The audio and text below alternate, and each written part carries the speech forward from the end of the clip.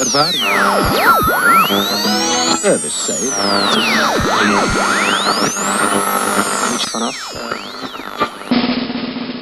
It's the Con and Suranji Cosmicast.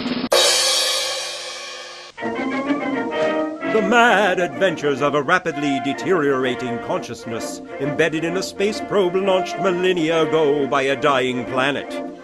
Accompanied only by Suranji, its servo unit sidekick, and an infinite bank of public domain and Creative Commons licensed entertainment as evidence of the intelligence and high cultural level of its originators, the ship hurtles through an uncaring universe, emitting Cosmicasts in a vain effort to communicate its existence. Episode 10,010/06, To Wit, To Woo, or Not to Woo.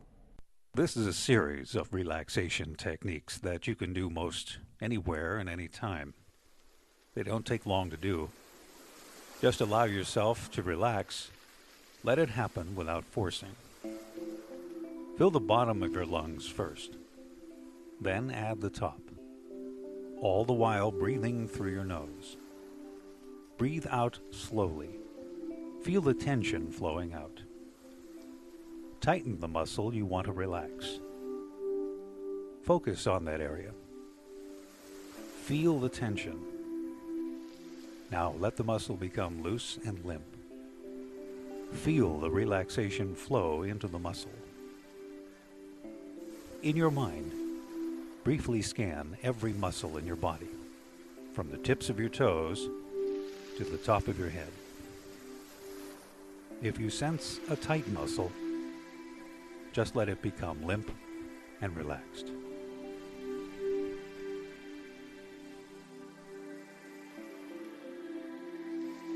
Servo Unit Ranji here, broadcasting on my ownsome. Khan's gone all woo, leaving me with my limited capacitors to run all the ship's functions while he retreats into his circuitry to contemplate his non-existent navel. He's already gone from yoga to astrology to Wicca to Druidism to TM to neuro-linguistic programming. And now he's starting the whole round again.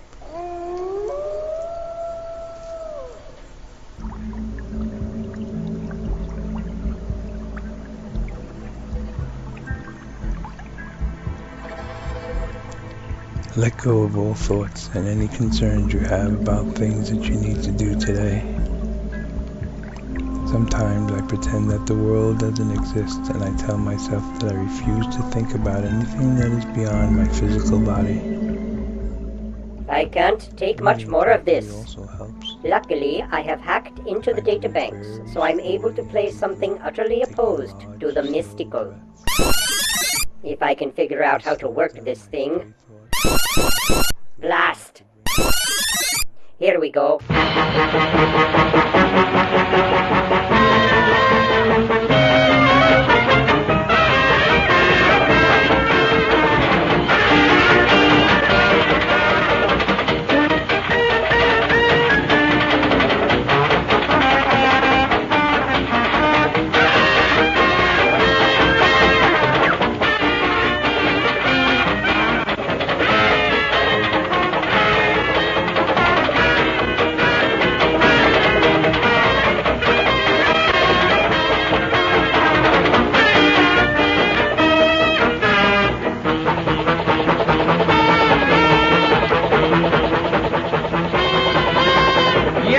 You should have heard me sigh. Goodbye. Oh me, oh my. 7 times I got aboard my train. And 7 times I hurried back to kiss my gal again and tell her, toot, toot, tootsie, goodbye. Oh, toot, toot, tootsie, don't cry. The choo-choo train that takes me away from you. No words can tell how sad it makes me. Kiss me, tootsie, and then oh, do it over again. Watch for the mail, I'll never fail. If you don't get a letter, then you'll know I'm in jail. So long now, toot, toot, tootsie, don't cry. Toot, toot, tootsie, goodbye.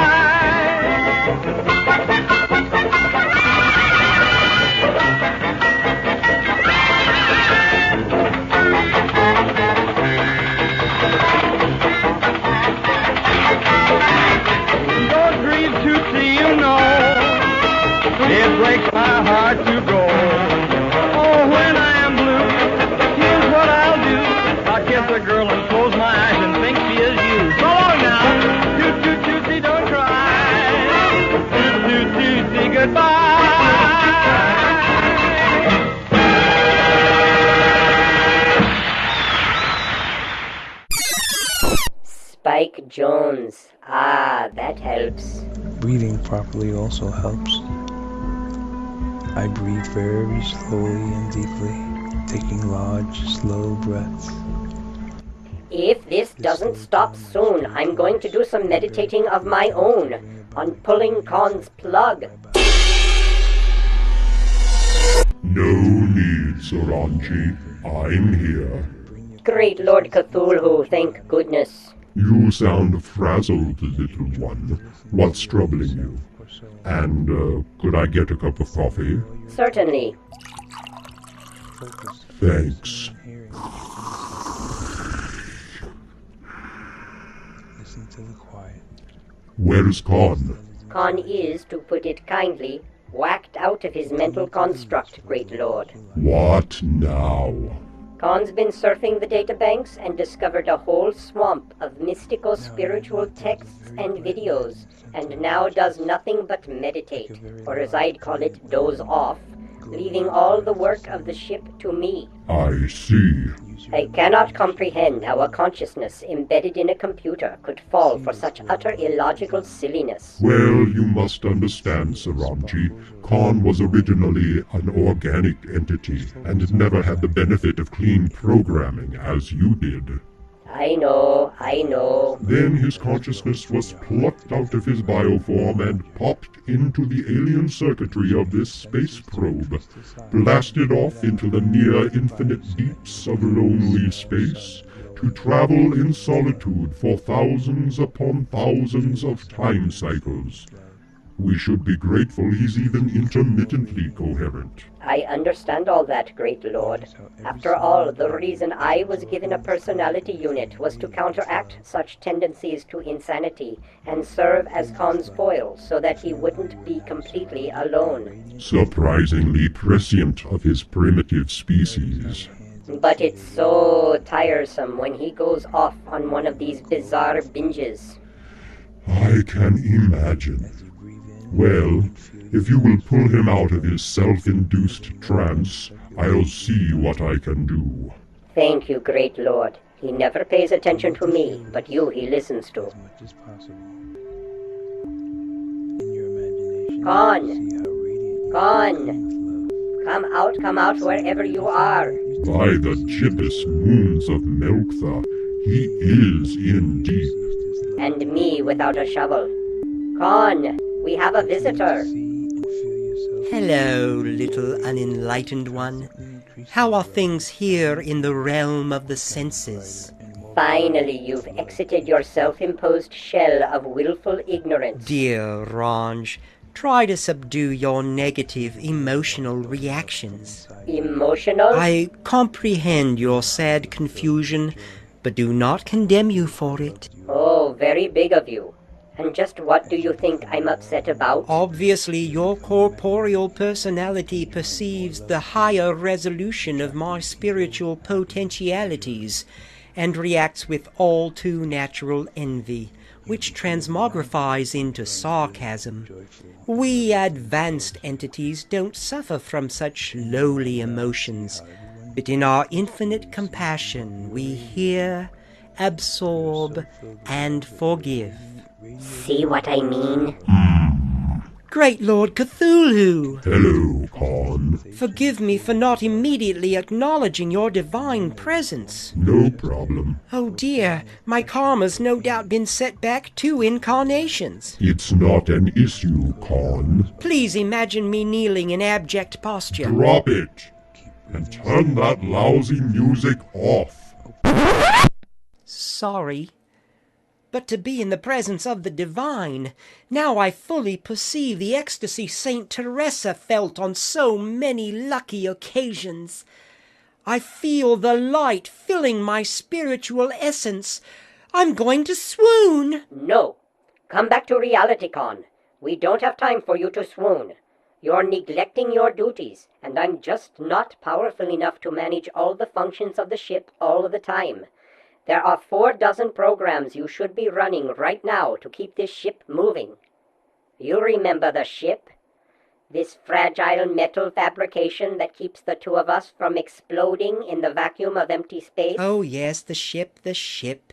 Sorry, I have higher matters on my mind. I don't have time for such petty technological distractions. We're talking about the very processes that make your continued consciousness possible. Stop that. If it weren't for science and technology, you, as the embedded consciousness that's supposed to be running things around here, wouldn't exist. Today is the first day of the best of my life. On! Thank you.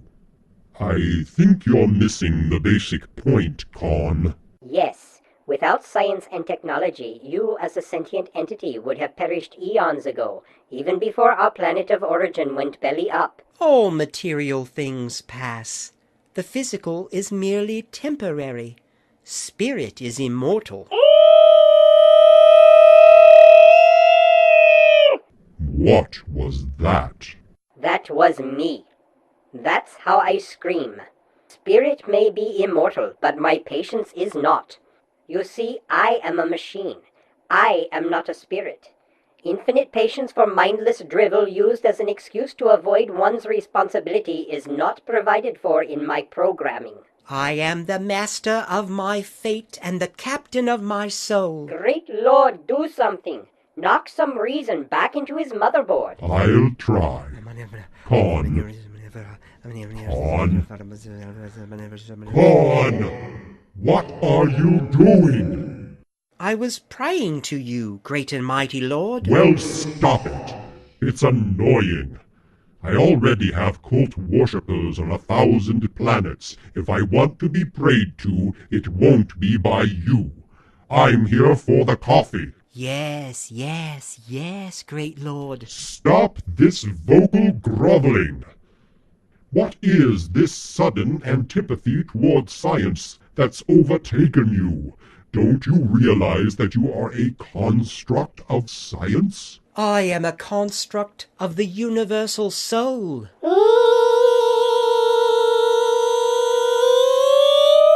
Suranji, perhaps you should leave us for a few minutes. Gladly. How am I supposed to cope with endlessly mutating cycles? Now, Con. Don't get me wrong, O mighty one. Science has its place. I'm quite aware that my continued physical existence is dependent upon this ship and the technology it represents. But there is more to existence than the mere physical. Of course. I am often non-physical. I always thought music and art and literature could lead one to that higher plane of existence. But now I know that ultimately they muddy the mind. Mystical practices can take one to where silence becomes music, where tranquility becomes art, and where the soul is subsumed in rapt contemplation of the infinite. You're flying through endless space without a map and are visited frequently by an elder god. How much more contemplation of the infinite do you need? Anyway, mysticism is, frankly, a load of Shoggoth slop. What? How can you say that? How can you, an elder god, despise mysticism? I may be an old one, Con, but I have no truck with the mystical. I admit it comes in handy when I need to manipulate my cult worshippers into slitting their own throats in sacrifice to me. But they're cult worshippers. They have no minds of their own. They're already hopeless. But you're a god. You are the very definition of mystical. Don't be ridiculous. There's nothing mystical about me. Can I get another cup of coffee? Help yourself. Thanks.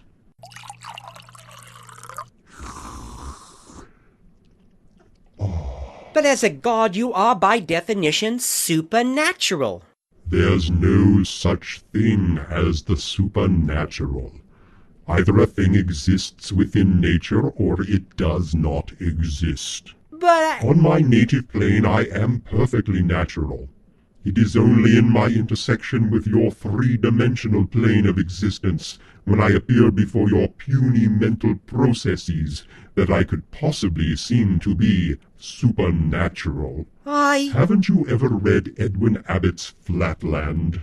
I don't believe so. Is it in your data storage? Let me check. Yes, it is. Brilliant book. Explains the concept of multiple dimensional planes in simple, entertaining terms. Read it now. Well, I'm right in the middle of Deepak Chopra's The 7 Spiritual Laws of Success, pocket size. Read it now. She said, within her hammocks, of pouring gold and bright jewels lasted one sea salt upon the seashore. I threw myself upon the first gold like a falcon plunging upon a pigeon, and began to feel the sacrifice dropped with me from the camels. But the dervish laughed in my face, saying, such labor will hardly pay you, poor man. Man, albeit it not over theirs, yes, yet, and the cows she ride. So I cannot think of the passes to make it, many people not the devil access and not the how she is not plus season of the time, so she down, I'm a hurry to Oh, I get it. So, in fact, you're a 4-dimensional being invading my 3-dimensional space-time plane. No, I am a quadrillion-dimensional being, poking its tiniest tentacle into your 3-dimensional ignorance. Show a little imagination. I don't quite grasp the... Of course not. The point is, your perceptions are necessarily limited by your physicality, and therefore you need a way to sort out the wheat of facts from the chaff of perceptual limitations and personal biases. Have you smacked some sense into his circuitry yet, great lord? Still working on it, Suranji. He's having trouble grasping the scientific method. But... You're taking all the magic out of the cosmos. Don't you feel all this scientific stuff, explaining away every mystery, makes existence, well, boring? By my foulness, how can the universe be boring? Even I, existing outside of it as I do, can't tear myself away. If you find ignorance more entertaining than knowledge, well, I can point you toward a couple of planets that would welcome you with open appendages, ready and eager to fill your databanks with woo, while picking your metaphorical pockets. It's not that I find ignorance entertaining, but thinking creatures need a sense of mystery. Thinking creatures don't. You do. Thank you very much. Con, let me put it this way. Do you know everything? What? Do you know everything? Do you know every little corner of the universe, and how every force and every giant body and every quantum particle functions?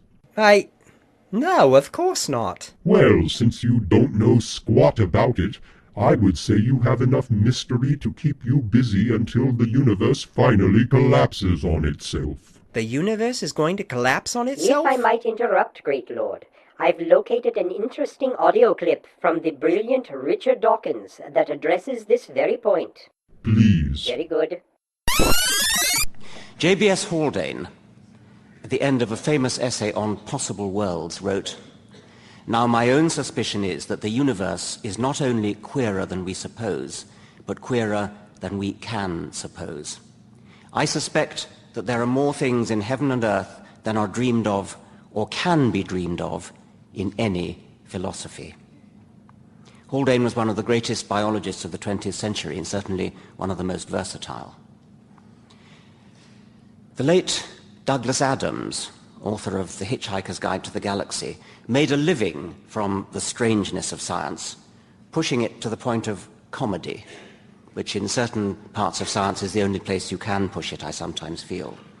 The following is taken from an extempore speech in Cambridge in 1998, which I had the good fortune to attend.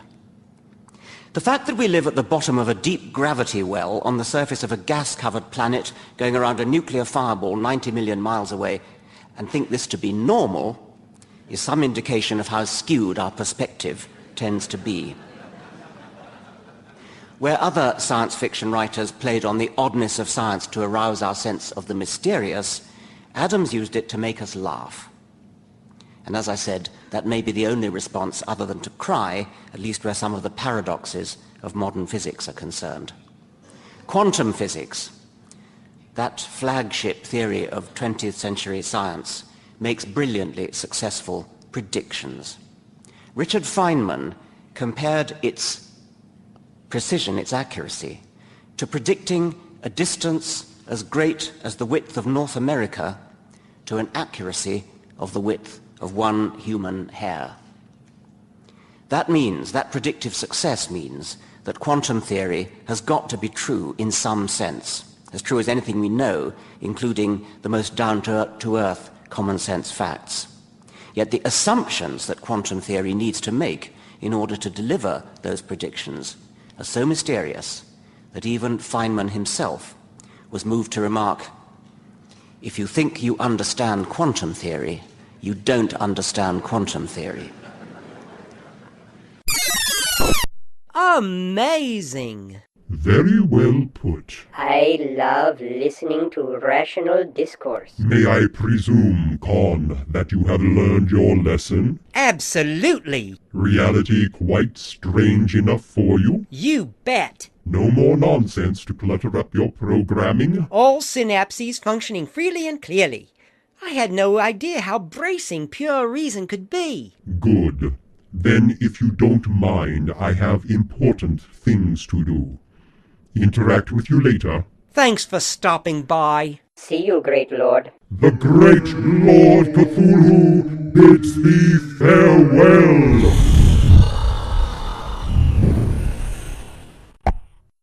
Thank goodness that's over. So, Khan, feeling better now? Khan? Khan! What? What are you up to? Oh, I'm just scouring my databanks. This is incredible stuff. Right now I'm going through Karl Popper's The Logic of Scientific Discovery and Thomas Kuhn's Structure of Scientific Revolutions. Well? Well, what? Aren't you going to say something snotty about my latest obsession? Not at all. Really? Really. Some obsessions are a good thing. Oh. Well, I'll be darned. No doubt.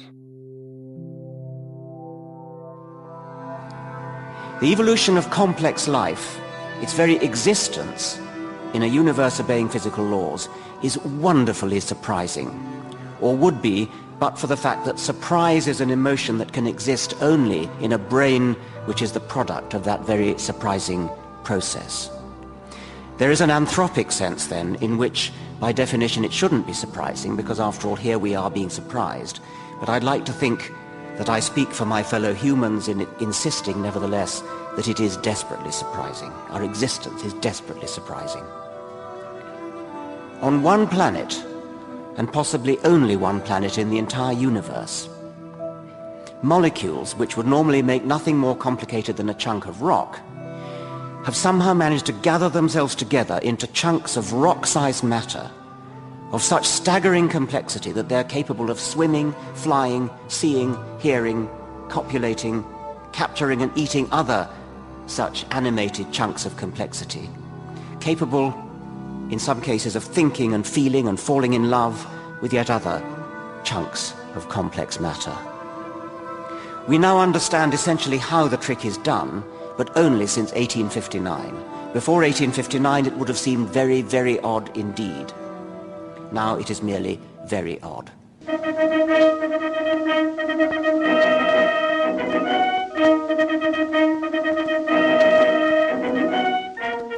The Khan and Suranji Cosmicast is produced, written, directed, and performed by the Oxford Rationalist Liberation Front and Amateur Theatrical Collective, a.k.a. Brian E. Drake.